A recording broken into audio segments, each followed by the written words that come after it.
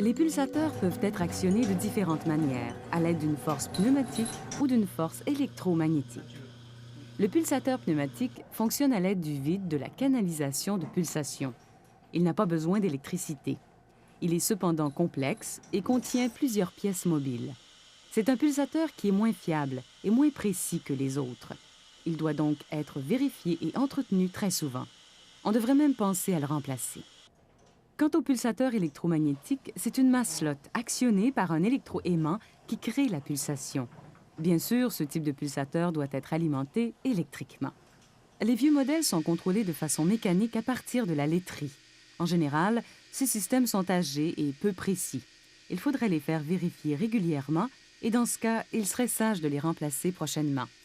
Les plus récents pulsateurs électromagnétiques sont actionnés par une boîte de contrôle électronique. Ces nouveaux systèmes sont plus fiables et beaucoup plus précis que les autres. Il existe un autre type de pulsation électronique tout aussi efficace, c'est le pulsateur électronique indépendant. Dans ce cas, le contrôle électronique est inclus dans chaque pulsateur.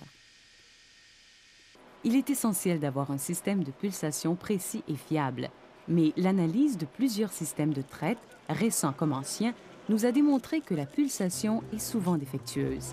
Il est donc important d'effectuer une vérification régulière de tous les systèmes de pulsation.